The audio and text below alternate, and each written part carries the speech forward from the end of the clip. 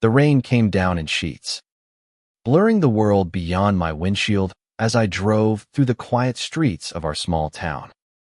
At 70, I'd seen my share of storms, both the kind that roared through the skies and the ones that tore through a heart. But nothing could have prepared me for what I was about to uncover that evening. My name is Evelyn Harper, and my life, once as predictable as the seasons, was about to unravel in ways I couldn't fathom. It started with a nagging feeling, the kind that settles in your bones when something's not quite right. My husband, George, had been acting strange for weeks, distant, distracted, slipping out at odd hours with vague excuses about errands or meeting old friends. We'd been married 45 years, and I knew his habits like the lines on my own hands. He wasn't one for secrets, or so I thought. But that afternoon, when he mumbled about needing to check something at the hardware store and left with his coat slung over his shoulder, that feeling tightened into a knot. I tried to shake it off, busying myself with the dishes, the hum of the radio filling the silence. But the knot wouldn't loosen. His car keys were still on the counter, taking the spare set, the ones he rarely used. Why? I didn't know. But I grabbed my coat, slipped into my old sedan, and followed him. Call it intuition, call it foolishness, but I needed to know. The rain made it hard to see, but I spotted his blue Chevy pickup a few streets over, parked outside a house I knew too well, our daughter-in-law Clara's. My son, Michael, had married Clara 5 years ago, and while she was kind enough, there'd always been a distance between us, a polite chill I couldn't quite bridge. George, though, had taken to her, always quick to praise her cooking or laugh at her jokes. I'd never thought much of it. Until now. I parked a block away, my heart thudding as I stepped into the downpour. The street was quiet, the kind of quiet that amplifies every thought. Why was George here? Michael was away on a business trip. Clara had mentioned it at Sunday dinner. I crept closer, the wet grass soaking my shoes, until I reached the side of the house. The living room window glowed softly, a beacon in the storm. I shouldn't have looked, but I did. Through the rain-streaked glass, I saw them. George, my George, sitting on Clara's couch, his arm around her shoulders. She was leaning into him, her face buried in his chest, her body shaking as if she were crying. His hand stroked her hair, gentle, intimate, the way he used to comfort me when life pressed too hard. My breath caught, a sharp pain slicing through me. This wasn't a casual visit. This was something else, something that shattered the world I'd built over decades. I stood frozen, the rain soaking my coat, my hair, my soul. I wanted to scream, to pound on the window, to demand answers. But my legs wouldn't move. All I could do was watch, my heart breaking with every second that passed. What was this? An affair? A betrayal? Or something else entirely? I didn't know. But the sight of them together, so close, so familiar, was a knife in my chest. I don't know how long I stood there, but eventually, I turned and stumbled back to my car. The drive home was a blur, my mind racing with questions I wasn't ready to answer. When I got home, George's truck was already in the driveway. He was in the kitchen, humming, as if nothing had happened. "You're soaked," he said, barely looking up from his coffee. "Where have you been?" I couldn't speak. I mumbled something about a drive and went to bed, my mind replaying that scene through the window. Sleep didn't come. Instead, I lay awake, piecing together the fragments of what I'd seen, trying to make sense of the impossible. George, my partner, my rock, was hiding something. And Clara, the woman I'd welcomed into our family, was part of it. The next morning, I woke with a resolve I hadn't felt in years. I wasn't going to let this fester. I'd spent too many years building a life with George to let it crumble without a fight. But I needed answers, not accusations. I needed to understand what I'd seen, what it meant, and why it hurt so much. So, I decided to go back to Clara's house. Not to confront her not yet, but to watch. To listen. To find the truth. I waited until George left for his usual coffee run with his buddies. Then drove to Clara's. The rain had stopped, leaving the air heavy and cool. I parked in the same spot, my heart pounding as I approached the house. This time, I didn't go to the window. I sat in my car, watching, waiting for anything that would explain what I'd seen. Hours passed, and nothing happened. Just as I was about to give up, Clara's front door opened, and out stepped a man I didn't recognize. He was older, maybe in his 60s, with a weathered face and a limp.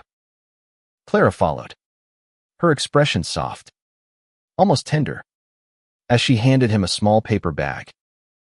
I sank lower in my seat, my mind racing. Who was he? Another secret. Another betrayal. I didn't know, but I was determined to find out. This wasn't just about George anymore. It was about Clara, about our family, about the truth that was slipping through my fingers. I started the car and followed the man as he drove away, my hands trembling on the wheel. Whatever was happening, I was going to uncover it, no matter how much it hurt. The man's car, an old green sedan, weaved through the quiet streets, and I followed at a distance, my heart a drumbeat in my chest.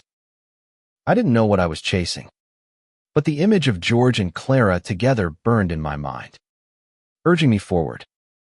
The stranger's car pulled into a rundown motel on the edge of town, the kind of place you pass without a second glance. I parked across the street, watching as he shuffled to a room on the second floor, clutching the paper bag Clara had given him. My hands tightened on the steering wheel. What was in that bag? Why was Clara involved with this man? And how did George fit into it? I waited, the minutes stretching into an hour, until the motel door opened again. This time, it was Clara. She stepped out, glancing around nervously before slipping into her own car and driving off. My first instinct was to follow her, but something held me back. The man was still inside, and whatever answers I needed, they were tied to him. I took a deep breath, stepped out of my car, and crossed the street, my legs shaky but determined. The motel smelled of mildew and regret. I knocked on the door, my knuckles barely making a sound against the peeling paint. No answer. I knocked again, harder this time. Hello? I called, my voice trembling. The door creaked open, and there he was, the man from Clara's house. Up close, he looked older, frilier, his eyes sunken but sharp. "Can I help you?" he asked, his voice rough, like gravel. "Two saw you at Clara's," I stammered, unsure where to begin. "I need to know what's going on." "My husband, he was there last night. I saw them." His expression shifted, a flicker of recognition, then something like pity. "You're Evelyn, aren't you?" he said, stepping back to let me in. The room was sparsely sagging bed, a flickering TV, a small table littered with pill bottles. The paper bag sat among them, unopened. "I'm Tom," he said, sitting heavily on the bed. "Clara's father."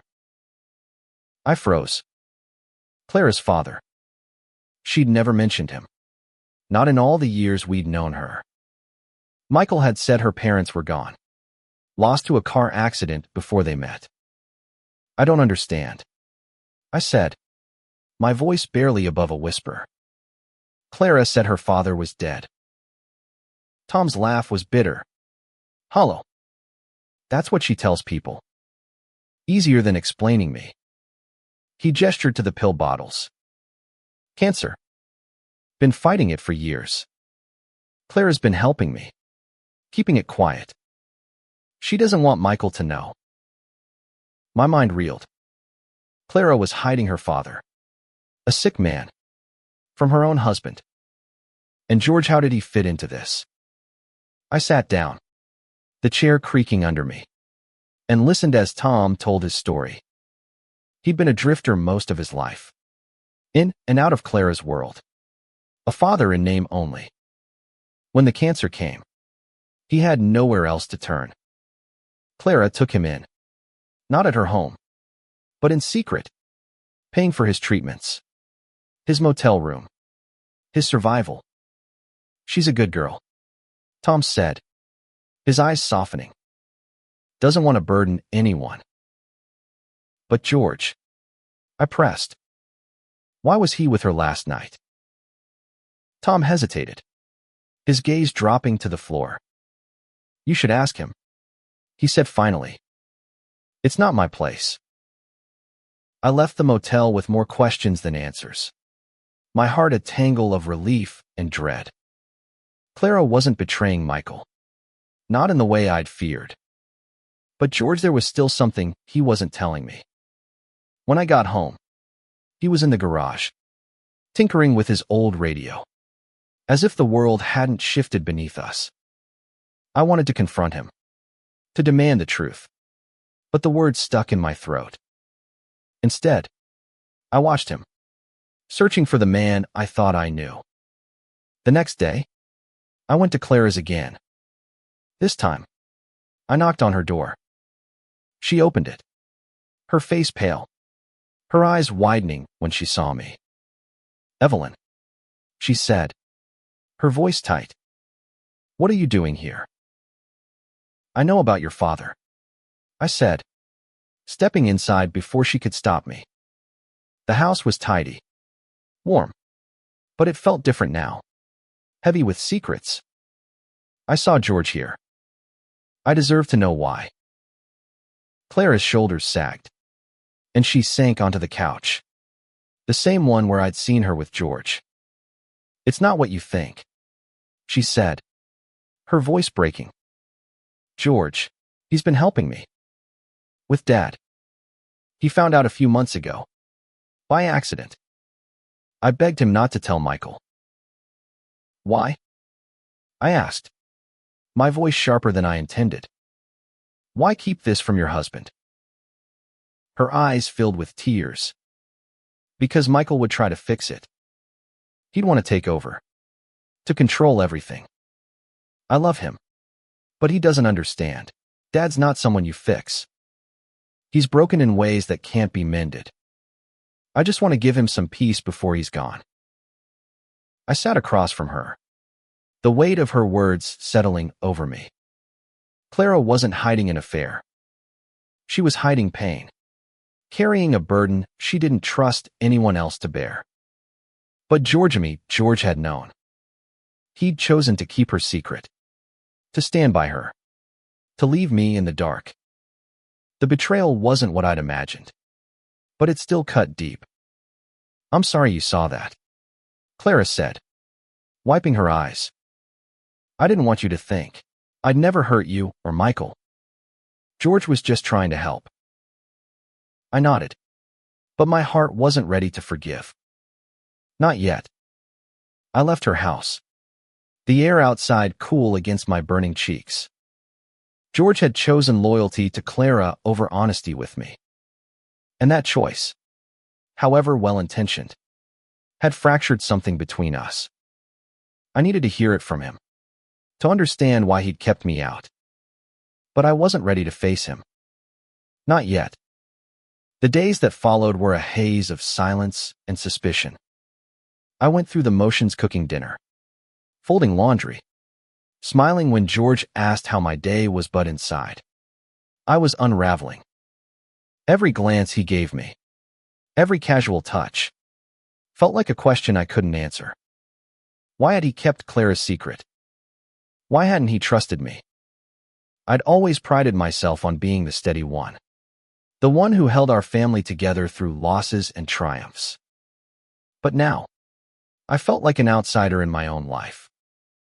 I avoided Clara's house, but I couldn't avoid George. He was everywhere, his boots by the door, his coffee mug on the counter, his quiet snores beside me at night. I wanted to confront him, but fear held me back. What if the truth was worse than I imagined?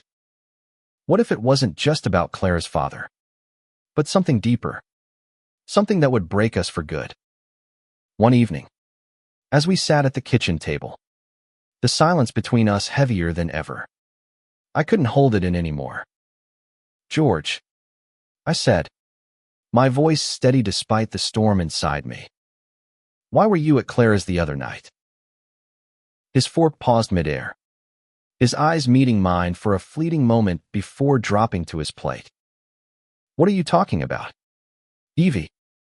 he asked. Too casual, too quick. "I saw your truck," I said, my voice rising. "I saw you through the window. With her. Don't lie to me." The air shifted, thick with tension. George set his fork down, his hands folding together as if bracing for impact. "It's not what you think," he said, echoing Clara's words. "I was just helping her out." "With what?"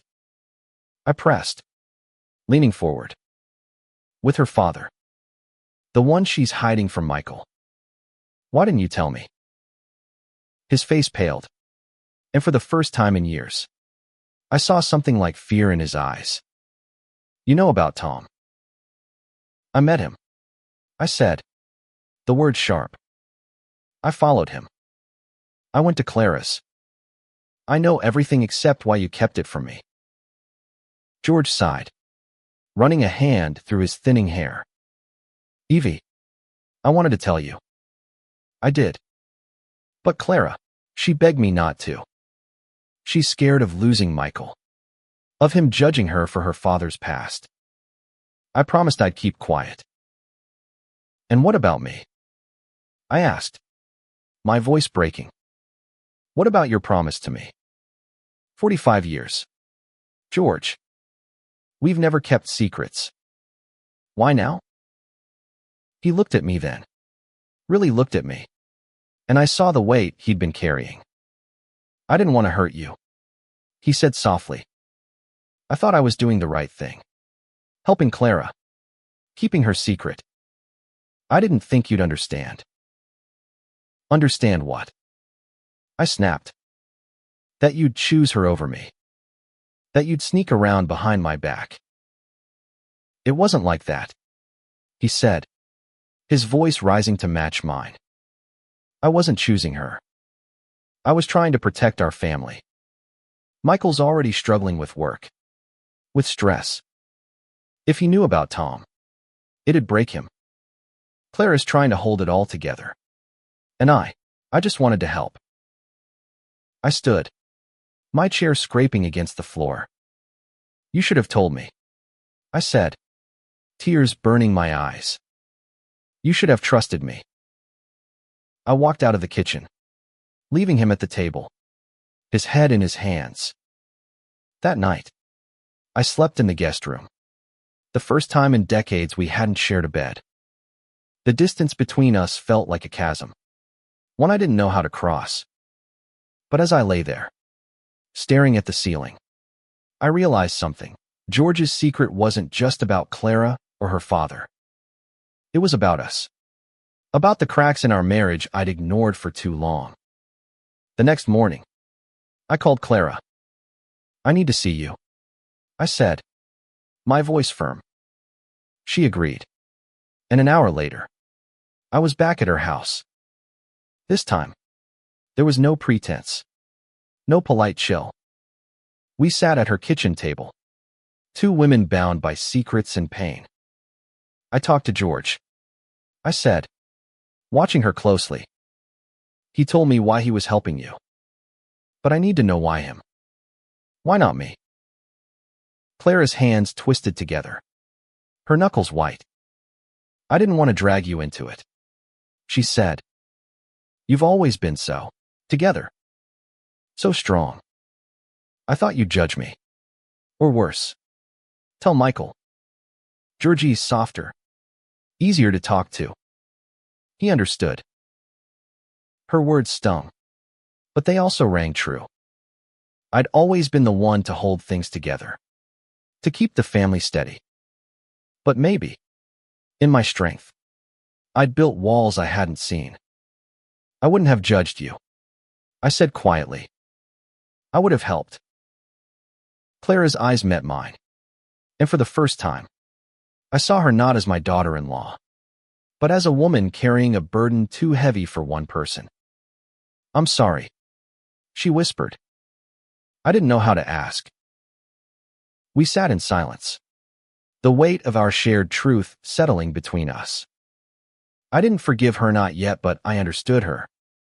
And in that moment, I realized the real fracture wasn't between me and George, or me and Clara. It was within me, in the assumptions I'd made, the trust I'd taken for granted. The next few days were a delicate dance of avoidance and reflection. George and I moved around each other like strangers sharing a house. Our conversations clipped.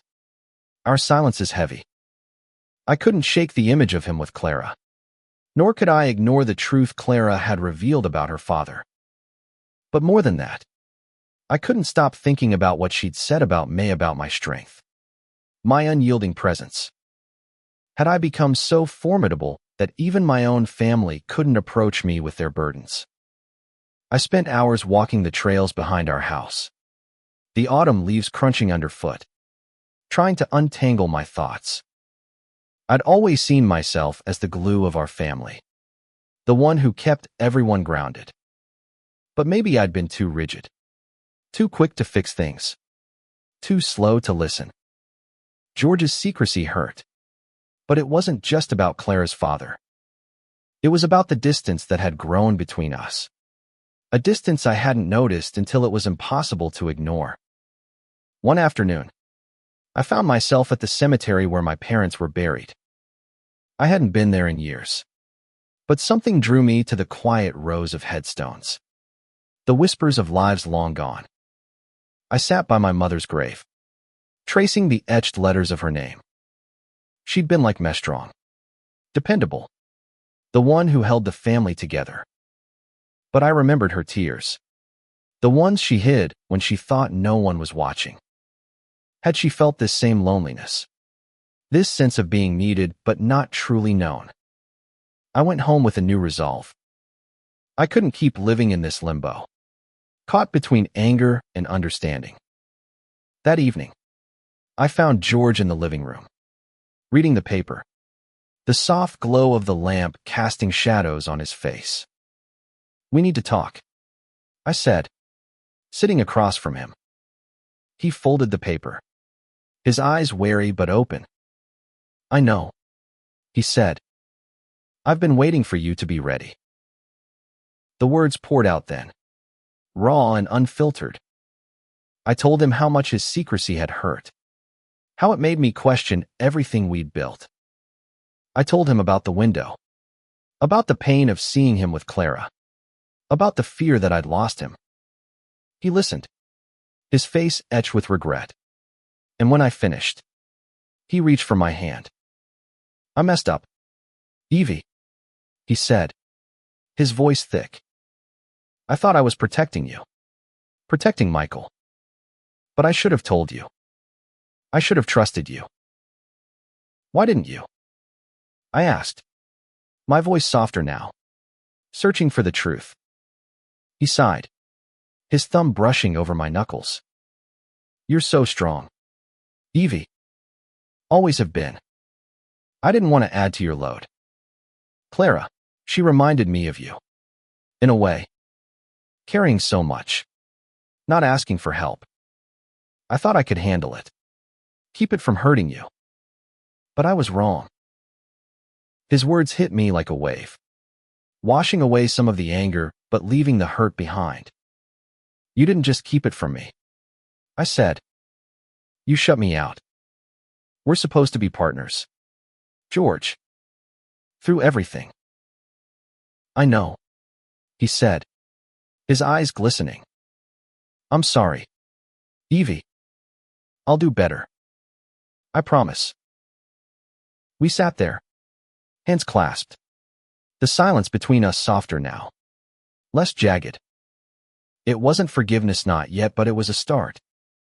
Over the next few days, we talked more, peeling back the layers of our marriage, exposing the cracks we'd both ignored. It was painful, but it was honest. And for the first time in weeks, I felt like we were on the same side. I also reached out to Clara. We met for coffee, a neutral ground where we could talk without the weight of her house or mine pressing in. I want to help, I told her. With your father. With whatever you need. You don't have to do this alone. Her eyes widened. And for a moment, I thought she'd cry. Thank you, she said, her voice barely above a whisper. I didn't know you'd want to. I'm family, I said simply. That's what family does. We started small visits to Tom, helping Clara manage his medications, his appointments. He was gruff, guarded, but I saw glimpses of the man he'd once been, the one Clara loved despite his flaws. And in helping her, I began to see her differently, not as the woman who'd kept secrets, but as someone trying to hold on to love in the face of loss. Helping Clara with Tom became a bridge, not just between me and her, but between me and George. We started working together, driving Tom to his treatments, sitting with Clara during the long waits at the hospital. It wasn't easy. Tom was stubborn, often refusing help, and Clara's fear of Michael finding out hung over us like a shadow. But in those moments, I saw George's heart, the same heart I'd fallen in love with all those years ago. He wasn't perfect, but he was trying, and so was I. One evening, as we sat in the hospital waiting room, Clara's head resting on my shoulder, I realized how much had changed. The woman I'd once seen as distant, almost cold, was now someone I understood. Her strength wasn't like mine, quiet, steady, but it was there, fierce and unwavering. And George, sitting across from us, his eyes tired but kind, was still my partner, even if we'd stumbled. But the shadow of Michael loomed larger as the weeks passed. Clara's fear of telling him about Tom was a weight we all carried. I urged her to be honest, to trust Michael the way I was learning to trust George again. He deserves to know, I told her one afternoon, as we sat in her kitchen, the scent of coffee filling the air. He's your husband. He'll want to help. Clara shook her head, her eyes distant. You don't know Michael like I do. He'll want to fix it, to make everything perfect. But Dad, he's not a problem to solve. He's just my dad. I understood her fear, but I also knew the cost of secrets. You can't keep this from him forever, I said gently. It'll hurt more when he finds out on his own. She nodded, but I could see the doubt in her eyes. I didn't push further, not then. But I knew we couldn't go on like this. A family built on half-truths. George and I talked about it that night, lying in bed, the darkness softening our words. She's scared, he said. But you're right. Michael needs to know. Then we'll help her, I said. We'll be there when she tells him. The opportunity came sooner than I expected. Michael returned from his trip, his face lined with exhaustion but brightening when he saw Clara. We invited them to our house for dinner, a chance to bring the family together. As we sat around the table, the clink of silverware filling the pauses, I felt the weight of what was coming. Clara was quiet, her hands fidgeting, and I knew she was wrestling with her decision. After dessert, as Michael laughed at one of George's old stories, Clara cleared her throat. "Michael," she said, her voice trembling, "there's something I need to tell you." The room went still, the air thick with anticipation. She told him everything about Tom, his cancer, the years of distance, the secret she'd kept to protect him. Michael's face shifted from confusion to shock to something harder, something I couldn't read. "Why didn't you tell me?" he asked, his voice low, almost a growl.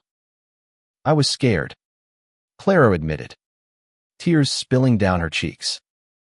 "I didn't want you to think less of me, of him."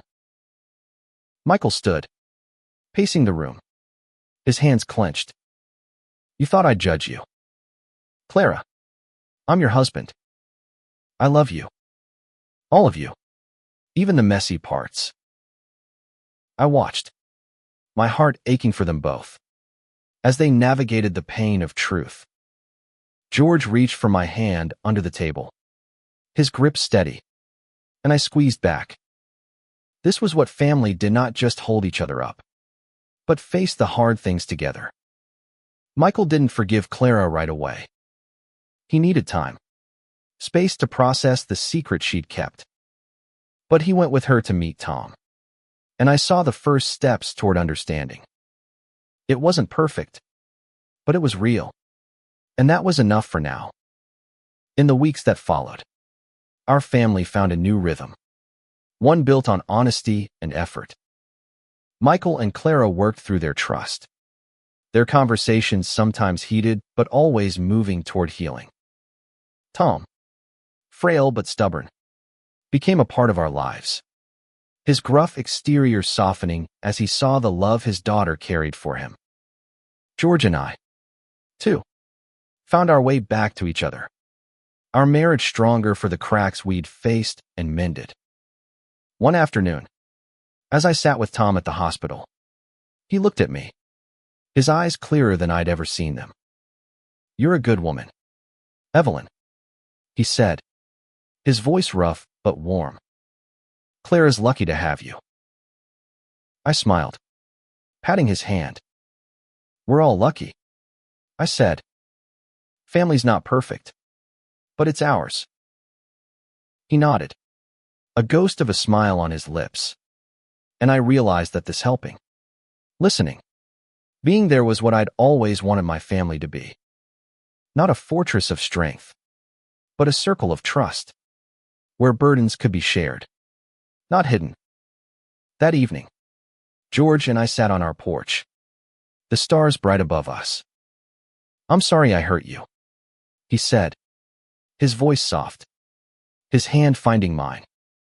"I know," I said, leaning against him.